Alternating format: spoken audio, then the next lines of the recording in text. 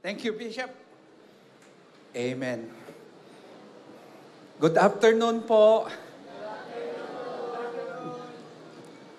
You are very blessed to be in this church. Amen. And it is no secret that this is one of my most favorite places to be in. And hindi naman kailangan pare-pareho ng church, but you can fellowship because of the kindred spirit. Amen. And my spirit feels at home here. Amen. And I congratulate you. You found a good church. And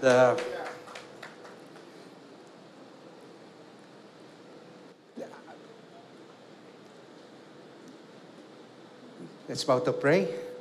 Lord Jesus, we thank you so much, Lord, for this opportunity, Lord, to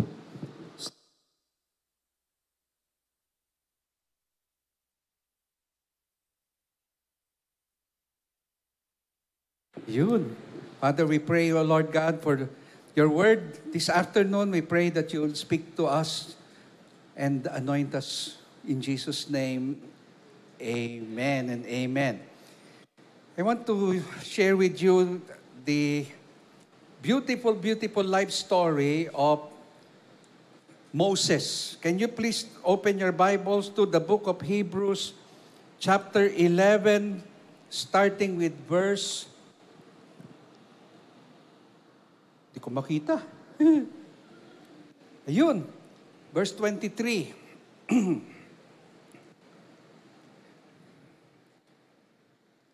Hebrews 11:23, it's on the screen. By faith, can you say by faith? Moses, when he was born, was hidden 3 months by his parents because they saw he was a beautiful child and they were not afraid of the king's command.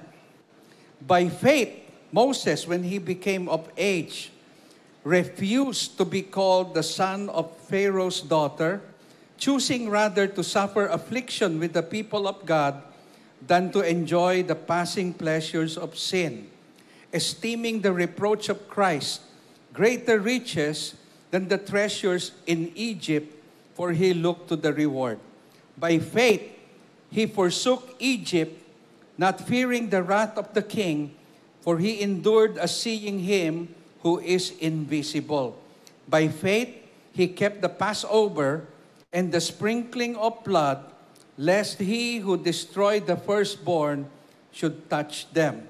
By faith, they passed through the Red Sea as by dry land, whereas the Egyptians attempting to do so were drowned. So, we can see a layout.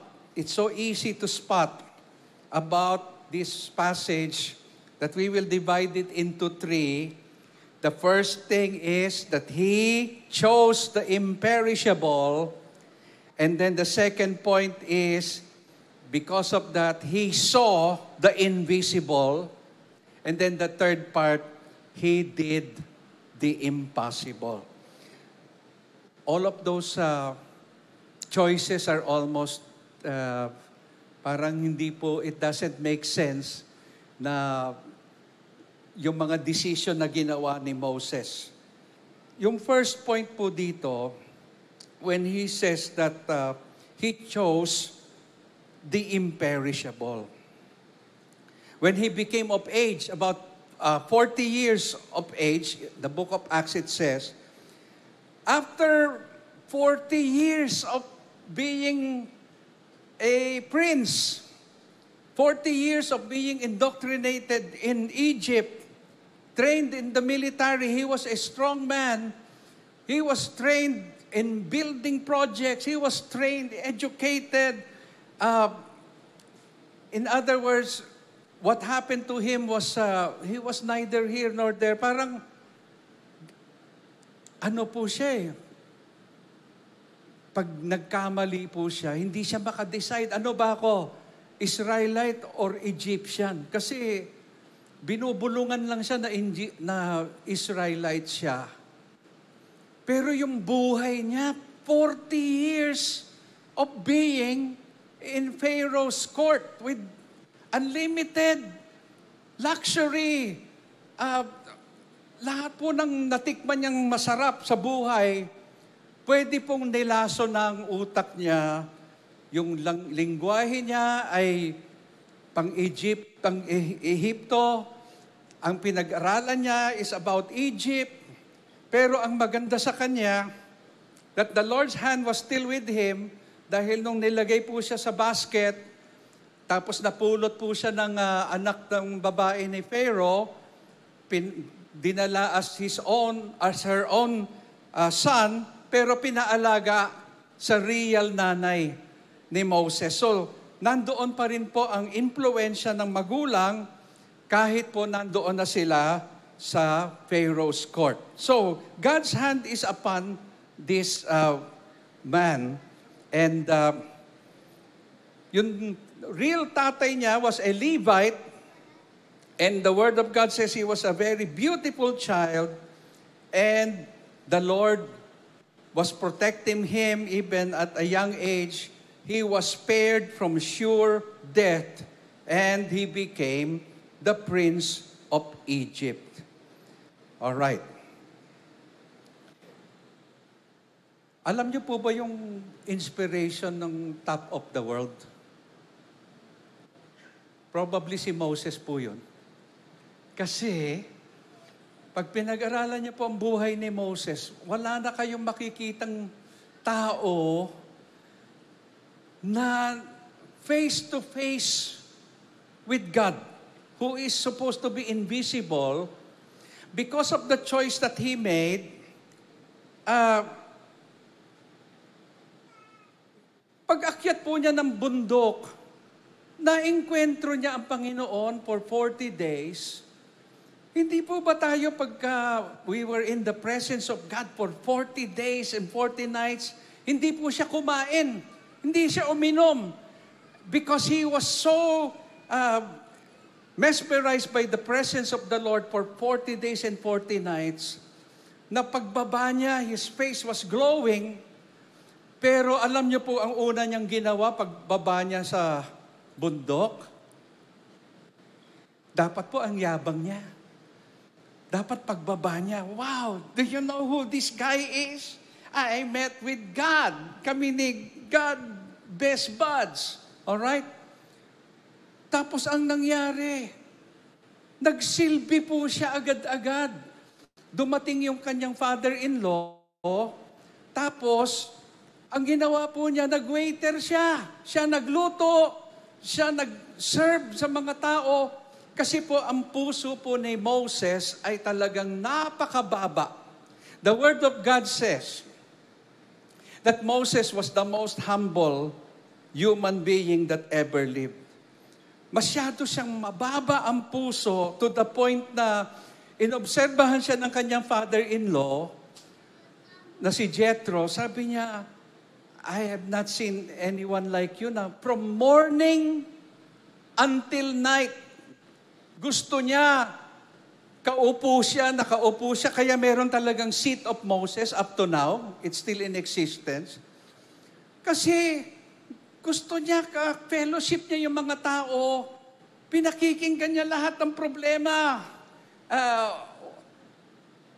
Kahit na pagod na siya, sabi ni Jethro, anak, hindi ka tatagal niyan. And you have to set up more leaders. You have to raise up more leaders in groups of 50s and 10s. Sabi niya, it is not sustainable. And Moses was listening. So that today, yung leadership style ni Moses that was adjusted by Jethro has become a leadership model up to this day. Yung pong choice na ginawa ni Moses to choose, instead of the passing pleasures of sin, sabi niya, palagi niya inoobserbahan yung taskmaster. Masyadong brutal. Binubugbog yung mga Israelite. Nasasaktan siya. Pinapanood niya. Sabi niya, hindi ko na matake itong taskmaster na to. Masyadong brutal. So one day, when he was about 40 years old, pinagsabihan niya, ikaw sumosobra ka na. Sumagot. Nagkaroon sila ng konting confrontation. Sobrang magaling si Moses sa warfare. Medyo nasobrahan. Naku, namatay. Namatay yung, hindi ba ang taskmaster, malaki din ang muscle nun. Malaki katawan. Pero sandali lang po kay Moses, binalibag niya ng konti, patay agad. Sabi niya, naku po, sumobra. Ang ginawa niya, nilibing niya. Tinago niya. Prinsipe siya eh. Naku, sabi niya, ano to? Baka na Facebook siya. Kasi may nakakita. Totoo naman po. Meron nag-post. Nag-viral. Nakakita siya. Pumatay ng... And because of that, instantly, lahat ng pinag-aralan niya, lahat ng glory na natikman niya, luxury, all of a sudden, in one fell swoop, he became a fugitive. Maganda pong style ng Lord. Para magamit po tayo ng Lord, dadaan po tayo sa mga moments in life na lahat ng formula na alam natin will not work. Parang isasadsad ka sa lupa. That's why yung nag-disciple po sa akin sabing ganon, huwag kang magmadali. It took God 40 years to prepare a man of God. All right? 40 years to prepare his sermon. And by that time, ang nangyari po kay Moses, tumakbo ng tumakbo ng tumakbo ng tumakbo. He ended up in Saudi Arabia. Ganun kalayo. Takbo lang siya ng takbo. Kasi hinahabol siya. Talagang papatayin siya. And he ended up in the far side of the desert in Saudi Arabia. All right. The second thing that happened to him was because he chose the imperishables. Sabi niya, biro nyo, yung tao na hindi alam kung saan siya lalagay, sabi niya, I will make a choice. I will choose the people of God. I will not choose a comfortable life. I will choose to follow God's plan for my life, my destiny. Pero, umiiling siya, oh. Habang tumatakbo siya, umiiling. What have I done? Ang sarap ng buhay ko. I'm so wealthy and live in luxury. I have all the treasures of Egypt at my disposal. Ngayon, walang-wala po siya. Tumatakbo, mag-isa, into a land that he doesn't even know, and he just kept on running and running until he met the family of Jethro. Tapos nakapag-asawa po siya ng hindi niya kalahi, si Zipporah. Pagkatapos noon, he became a very lowly shepherd. Buti na lang po na talagang humble siya. It's not a big problem for him to do menial work. 40 years na iniisip what might have been, 40 years of solitude, walang kausap, for most of the time, mag-isa, ang mga kasama niya, mga goat, mga sheep. Pero nung pagpatak ng 80 years old, merong isang puno called as Sne. Sne, S, apostrophe Ne. Tree. All right. And we already know na merong parang apoy na kakaiba. Sabi niya, itong apoy na to, hindi na kukonsume yung bush. So, it was speaking to him about, may picture yata eh. Ayan na. yung thorn bush na yon is a very lowly tree, and then may nakita po siya na nagbabagang puno na hindi naman nauubos. Okay. Exodus 3 says, "Now Moses was tending the flock of Jethro, his father-in-law, the priest of Midian, and he led the flock to the back of the desert and came to Horeb, the mountain of God." Alam niyo po ba kung anong yung Mount Horeb? Is Sinai. Alright. Nung pong first encounter niya with God, at 80 years old, finally kinausap siya ng Diyos from the burning bush. And he was so curious about it na, Lord, ngayon niyo pa ako gagamitin kung kailan matanda na ako. And he was listening to that, and what he heard, while he was looking at the tree, sinabi sa kanya ng Lord, gusto ko bumalik ka sa Egypt. Pagkatapos, haharap ka sa Pharaoh, bagong Pharaoh na. Pag humarap ka sa Pharaoh na yon, sasabihin mo, "Let my people go, that they may worship me on this mountain." Ang layo yun eh. And we're talking about 1.6 million people. Kinompute ko po yung sa Lakers game, ang isang, yung Staples Center, which is now Crypto.com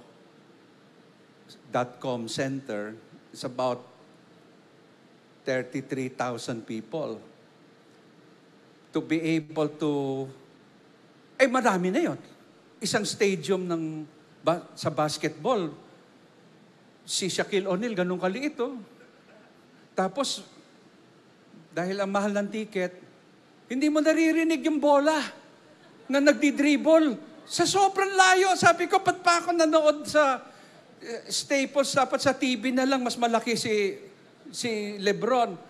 Doon, ang liit-liit ng mga player. Okay. Now, multiply that to make 1.6 million people. I counted about at least 53 stadiums of human being. Ang dami nun! Ang dami nun! So nakikinig ngayon si Moses, ang tanda na, 80 years old. Sabi niya, teka muna, bossing, ano yung sabi mo ulit? Pakiulit. Go back to Egypt. Boss, pinatay ako doon. Baka nakalimutan niya. Pagbalik ko doon ako, Egypt's most wanted. Siguradong patay ako dyan. Sabi niya, bumalik ka. Hindi lang yon, haharap ka sa Pharaoh. Hindi lang yon. Sabihin mo kay Pharaoh, pag hindi mo pinakawalan yung mga anak ko na talagang tinitiis ko ng matagal na pinarusahan mo, sabihin mo kay Pharaoh, papatayin ko yung lahat ng panganay. Even with your lahat ng flock mo, papatayin ko lahat ng panganay. Firstborn son, pag hindi mo pinakawalan ang mga tao ng Panginoon, kayo ba papayag? What an assignment. And then, yung sabi ng Bible, sabi niya, "Tell the Pharaoh, let my people go, that they may worship me on this mountain." Naku, nag-wrestling match sila ng Lord. Sabi niya, lahat ng maiisip na excuse ni Moses. Sabi niya, "Lord, hindi mo ba napapansin, buyoy ako?"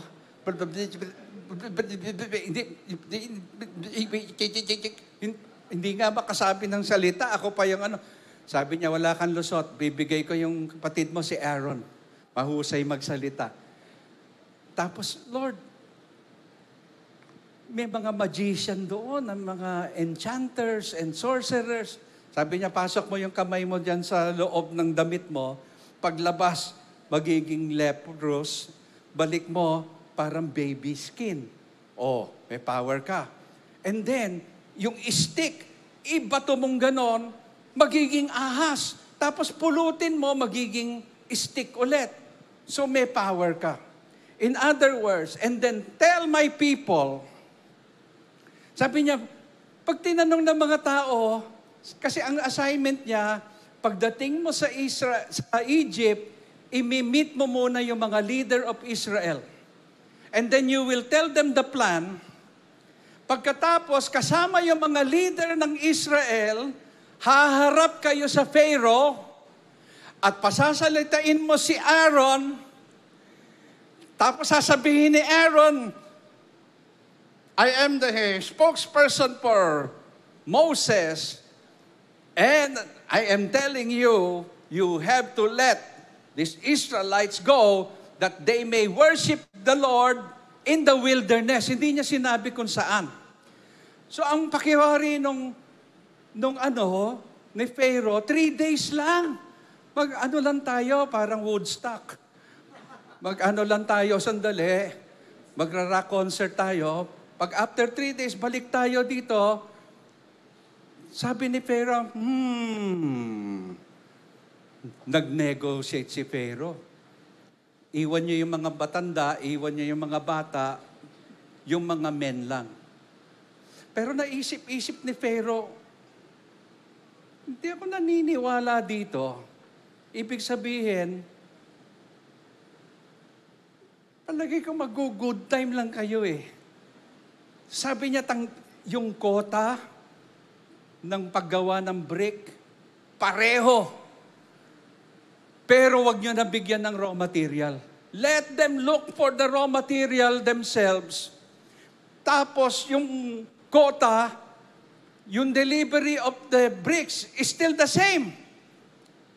Nako, sinubukan nila gawin ng first day.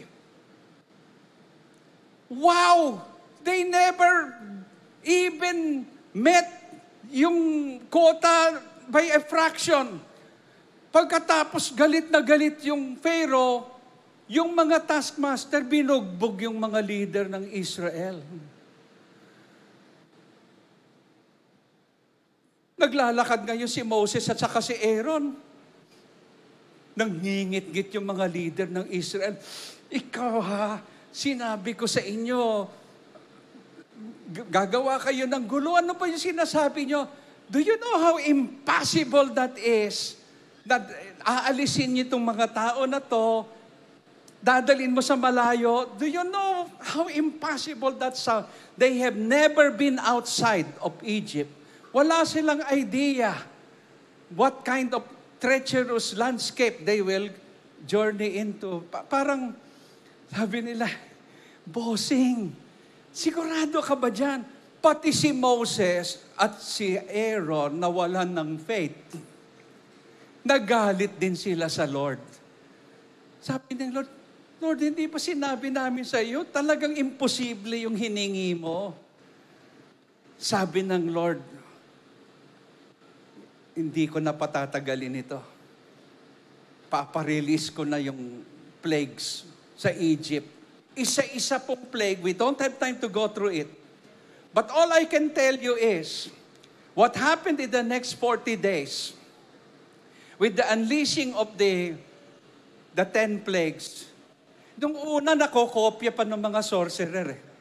Pero nung nangyari na po, na mga paliit ng paliit yung mga insekto na pumapasok sa ilong, sa tenga, sa bibig, tapos yung mga insekto na kinain yung mga magagandang furniture ng Egyptian, at inubos yung farmland. Pagkatapos yung Nile River na it's being worshipped because it is the source of their life and the pride of the Egyptian. Nako, pati lalagyan ng tubig, naging dugo. Wala na silang mainom. Kaya ang ginawa ni Pharaoh, negotiate ng negotiate. So, yung tubig after 7 days, luminis. Ulit. Yung mga frog, ang mga Egyptian neat freak, mga germaphobe. Gusto nila malinis. Everything is orderly. Biglang naglabasan yung mga frog, nagtalunan, pumasok sa kanilang closet, sa bahay, sa damit, sa pagkain. Nagpanic attack yung mga Egyptian. Sabi nila, ano to? Kadiri to the bones. Alright. Diring-diri na sila. Pero, tulungan mo kami, diring-diri na kami. Okay. Long story short, sumuko. Sabi ng mga Egyptian, it's the power of God. Hindi na namin makopya to. Okay. Tapos sabi ng mga landowner, yung members of his court, mga rich landowner, sabi nila, Pharaoh, ubus na. Egypt is no more. Sumurrender ka na. Give up na rin kami. Sumuko na rin po si Pharaoh, pero ang tigas ng puso. Oo, sandali. Tapos pag tumigil yung plague, nagbabago na naman ang decision. Sabi ni Moses, Pharaoh, this is the last time you will see my face. Kasi talagang manloloko ka. You're not a man of your word. Tapos sabing gano'n naman ng Pharaoh sa kanya, oo, last time tayo magkita. Dahil the next time I see you, papatayin na kita. You are a menace. Okay. So nagkasahan silang gano'n, John Wick. Pinanood ko kasi sa eroplano John Wick, pataya, no? Patay si John Wick Anyway, ano na to? Showdown. Wow. At the end of that, nag-umpisa na mamatay yung mga firstborn, pati anak ni Pharaoh, patay Pero yung mga Israelite sa Goshen, lahat ng plague, hindi sila ginagalaw. Sabi ganon, bakit ganon? Yung Goshen, yung tubig nila malinis, yung walang insekto, walang frog, lahat ng plague, hindi pumunta sa anak ng Diyos. Plus yung Passover. So finally, inalaw na po ng Pharaoh and this incredible time, yung third part po ng preaching that we would call, he did the impossible. So nung pinili po niya yung imperishable, tapos yung kanyang puso ay palaging mababa, sabi ng Lord, gagamitin ko ang taong mababa ang puso. And then he was gifted with a particular gift of seeing the invisible. Nagkaroon siya ng wonderful relationship with Yahweh. That the thing that happened next, he did the impossible. Do you know what happened? Isipin niyo po, doon nag-umpisa yung mga miracle. 1.6 million at least. Matanda, bata, okay? Mga babae, mga buntis, may mga daladalan dami. Wala naman pong kalye. Puro bundok yun Do you know po na nagpunta po ako doon sa place na sa Jordan, yung ini-strike ng water from the rock. Nag-hike pababa from yung mountain where nandoon pa rin yung brass snake na ginawa. Nandoon pa rin yan Talagang totoo Tapos mag-hike ka pababa. Hanggang ngayon, yung pinalo ni Moses na bundok, if you see with your eyes, talagang rock. As far as the eye can see, hanggang matanaw mo yung Jericho, hindi naman kalayuan yung Jericho, kasi nasa bundok ka, matatanaw mo. Pero rocks, boulders, wala man lang plain, wala man lang diretso. Buntok-buntok ng puro bato. Pero nung pinalo ni Moses yung bato, pok! Lumabas po, umagos ang tubig na hanggang ngayon ay tumutulo pa din. Pag tiningnan mo ng mata mo, sasabihin mo, saan galing yung tubig?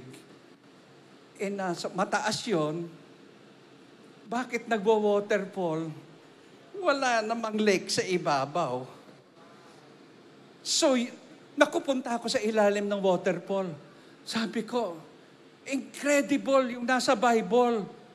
Ito, tumutulo pa hanggang ngayon. Alright, pero hindi nire-respeto ng mga Jordanian yon. Yung mga hayop nila, doon nagdudumi. Hindi yon national shrine. Wala man lang sign eh.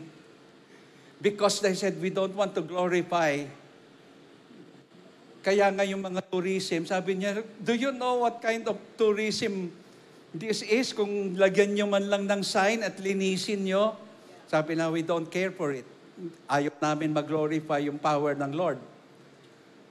Sabi namin, pero tayo nakikita natin, paano naitawid yung tao from that thing, pagkatapos ayaw nila mag-cross into the promised land, na-divert sila na 40 years na umiikot sa wilderness. And yet, araw-araw, it became the most supernatural era in the history of the world. 40 years na araw-araw na milagro.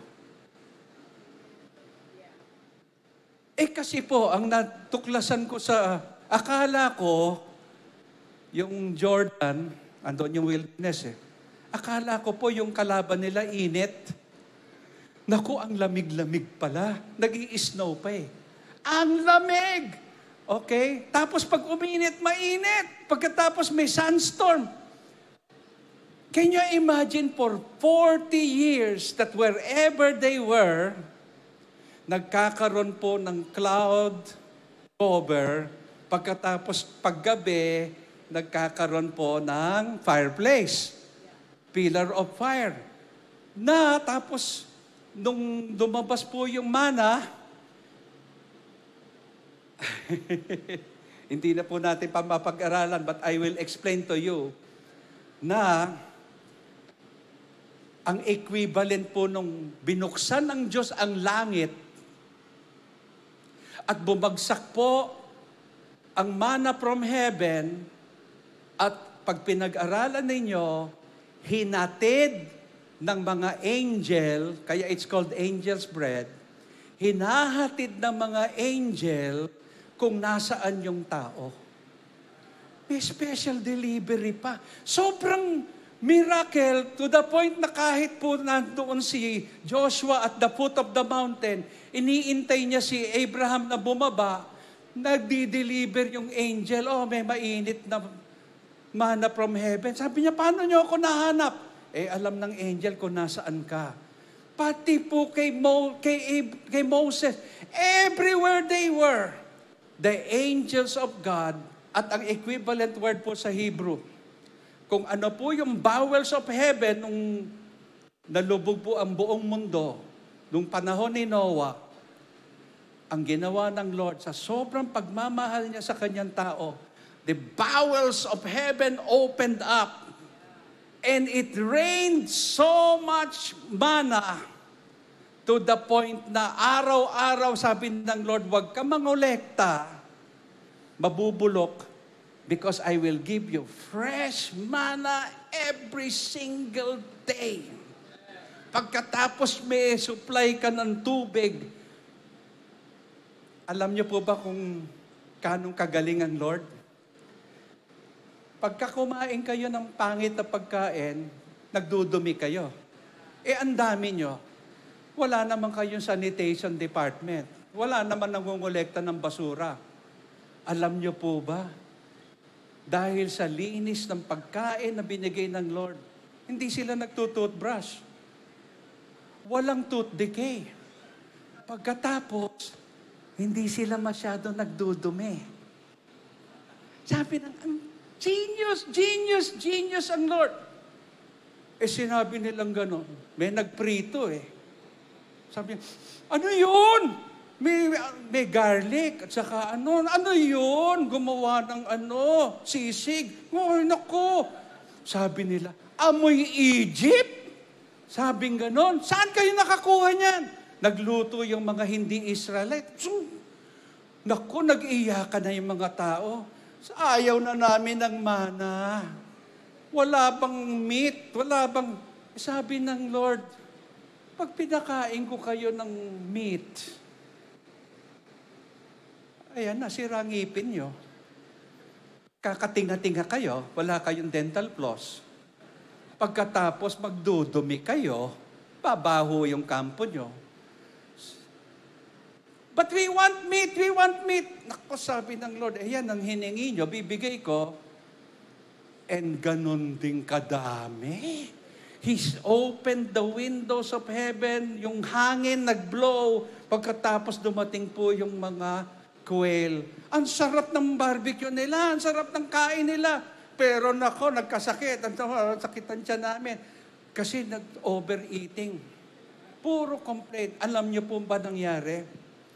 In 40 years of seeing miracles every day, which became a normal thing for them, doon ko po nakita, di ba tayo gusto natin palagi may miracle? Nakasulat po sa Bible, the more miracles, they provoke the Lord to anger. Kasi, the more miracle, lalo po sila nawalan ng love sa Panginoon. Nalason po ang kanilang puso. Okay? So, nung ginawa po ni Moses yung impossible, all of a sudden, the final moment came when they all arrived at Mount Sinai, Exodus 19. Sabing gano'n, consecrate yourselves, for tomorrow you will meet the Lord. Kung ano yung naging vision niya about the flaming fire that did not burn, ngayon, yung buong bundok ng Sinai became a symbol of the tree where God is in the midst of the people. Nagkikwake po yung mountain and there was a fire and the vision that He originally gave to Moses came to pass because of the humility of a man that obeyed the Lord. Tayo po today, sabi ng prayer kanina, that we are people of destiny. Imagine niyo po magagawa ng Lord through us kung tayo po ay magpagamit sa Panginoon. Ang mga Pilipino po ay nakakalat sa buong mundo na nagpapagamit sa Diyos. Ang river of God po, dumalago sa buong mundo. Amen. Because of the obedience of God's servants to the Lord. So let me summarize. Pag po tayo, mga choices that we make, you choose the imperishable, you will see the invisible, and number 3, you will do the impossible. Let's bow to pray. Father, we thank you, Lord God. Lord, for the life of Moses, O Lord, na totoo po pala that he is just a vessel. Lord, hindi siya yung source ng miracle. Pag nagpagamit ka sa Panginoon, you will be able to experience when you choose the imperishable, your destiny, when you choose the plan of God over anything else in your life, not your own plan. But you say, Lord, mas gusto ko po yung plano niyo para sa akin. At any age, you can still use me, Lord. Number 2, He saw the invisible. And number 3, He did the impossible. Do you know what the wonderful thing is? yung most supernatural time in the history of mankind, the supernatural era. Sabi po you ain't seen nothing yet. Kung yon 40 years of miracle, yung makikita po natin, mas higit pa po doon. Do you believe that? Amen. Amen. God bless you all. Hallelujah. Let's all stand up. Holy Spirit. Holy Spirit, come. The Holy Spirit is here. Choose the imperishable. The Holy Spirit. The Holy Spirit wants to fill you. He wants to fill you. Those who want to be filled by the fire of God, there's nothing worth more. The altar is open. Come. If you want to touch from the Lord, come. Nothing can come. The Holy Spirit is here. You're a living hope. Your presence, Lord. Come, Holy Spirit, come. I tasted and seen of the sweetest of love. Fire of God. Where my heart becomes free and Holy my fire, shame Holy is undone.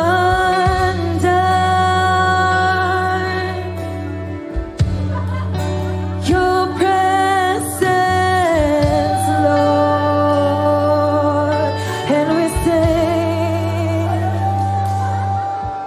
Fire of God. Holy Spirit, you are welcome here.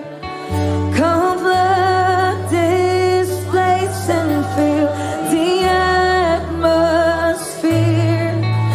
Your glory, God, is what our hearts long for, to be overcome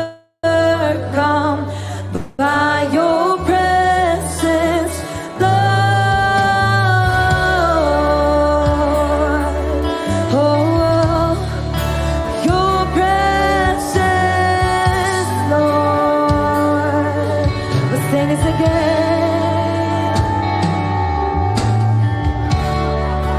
There's nothing worth more that would ever come close.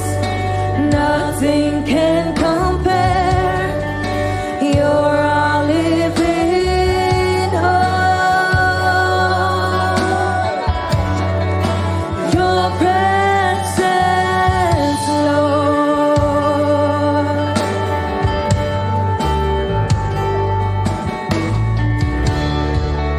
I tasted and seen of the sweetest of love, where my heart becomes free and my shame is undone.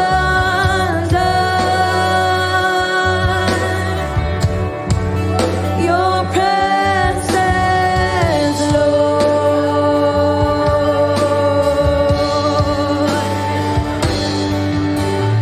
Holy Spirit, you are welcome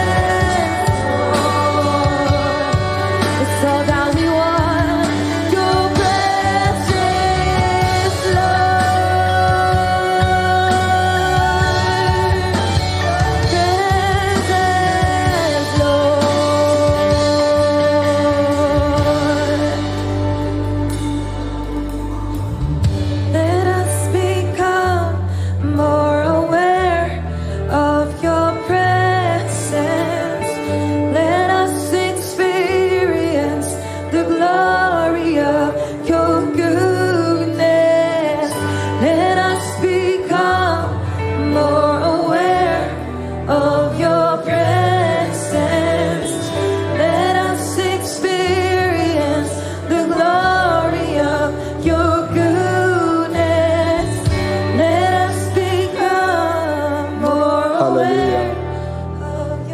If anyone is sick and you're believing God for healing, come.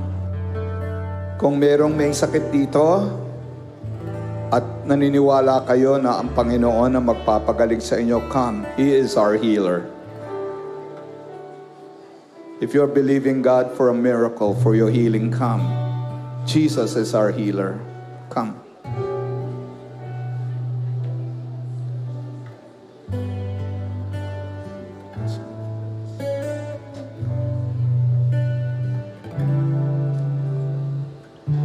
And I believe by the blood of the Lamb, by the stripes of Jesus Christ, sickness and disease be healed in Jesus' name. Sickness and disease in these bodies, receive your healing by the blood of the Lamb, by the stripes of Jesus Christ. Come, those who are believing the Lord for your healing. And I believe you're my portion.